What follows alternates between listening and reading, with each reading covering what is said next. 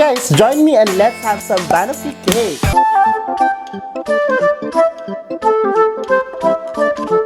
What is up you guys? Welcome back to my channel. I'm Jam. If you're new here, welcome. Don't forget to hit that subscribe button and notification bell para ma-update kayo sa bagong kong videos in the future. And for today's video, mga besh, nakikita mo sa title ko, okay, natitikim tayo ng isang dessert na tinatawag natin na Banoffee cake. Yes. And galing po ito sa isang online business sa Facebook called Cafeteria. Ayan, their link is down below here sa description box.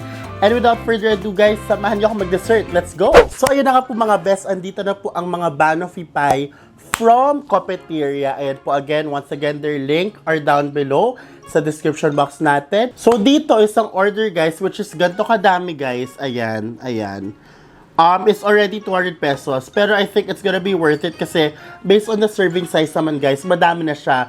Kung compare mo if you buy it outside sa mga coffee shops dyan na mamahalin, okay, na mainstream ngayon, siguro isang maliit na Banoffee pie there would be about like 100 plus.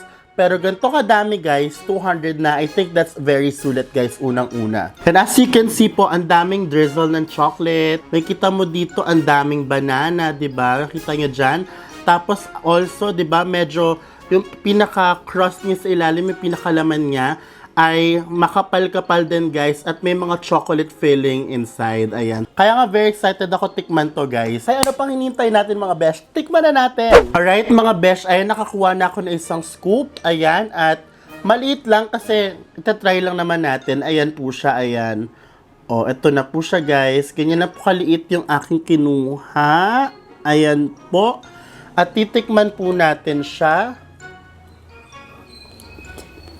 Kasi mong Banoffee cake kasi, dapat meron siyang banana, which is sobrang daming banana inside. Hindi ka kinulang sa banana, guys. Tapos yung choco/coffee na flavor, meron naman siya dito. Actually, nalalasahan mo naman lahat yon. Number one, flavor-wise is talagang bongga ang combination. Matitikman mo naman yung coffee, chocolate, and banana. Ayan.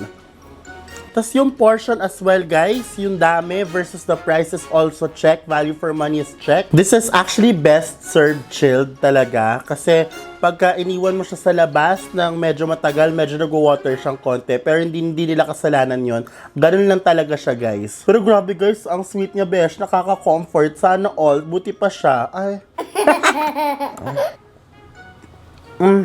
Very comforting guys.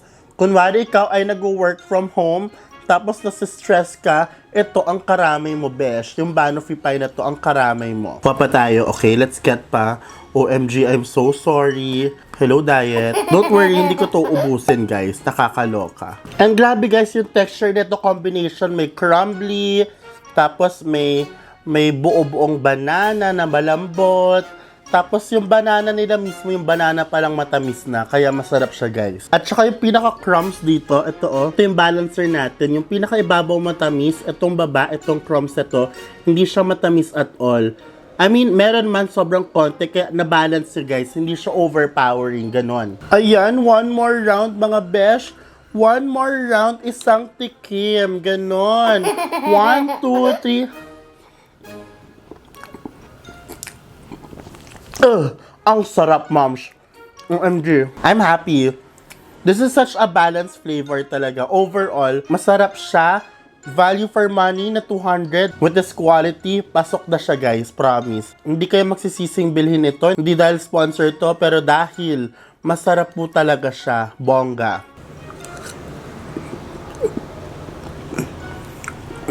Grabe.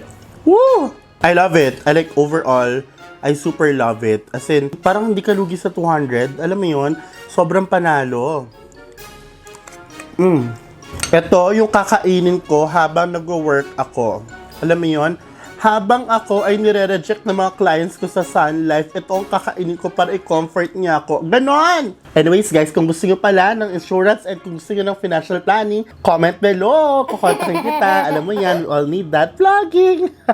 But yeah guys, pretty much masarap. At ako, I would buy this again. Once na ubos to ng pamilya namin, I'll buy again next time kasi worth it. Yung 200 mo, worth it talaga. I mean, kung kaya mong bumili ng 100 plus na milk tea, or yung 100 plus na maliit na Banoffee pie from this very known na coffee shop, mas kaya mong bumili nito guys. maramihan pa, masarap pa, hindi ako nabibiro. So yes, it's a yum for me. Panalo, I love it. So good job, Copetier. Sobrang sarap na yung Banoffee cake. Talagang pinag-isipan nyo at talagang parang ginawa siya with love. Ganon, with love. And that's it for me for today. Sana you find this video very helpful for you guys. Kung naghahanap kayo ng mga, alam mo yun, desserts na alternative na mabibili online, this is one of the perfect desserts na pwedeng bilhin online. Their link is down there sa description box. And of course, guys, kung nagustuhan mo tong video na to, don't forget to give it a thumbs up and comment below kung ano pa yung mga requests nyo gusto nyo tikman in the future, i-review para sa inyo in the future. And of course, at the same time, huwag niyong kalimutan i-hit yung subscribe button at notification bell para updated kayo sa mga future videos ko once again. Ganon. And of course, guys, tinignan mo na nga yung link ni Copetier sa baba. Tingnan mo na rin yung mga links ko dyan ng ibang social media accounts ko. Paki-follow na rin mga yan kasi nandyan yan lahat sa baba. And yeah, that's it for me for today once again. And I'll see you guys on the next video. Bye!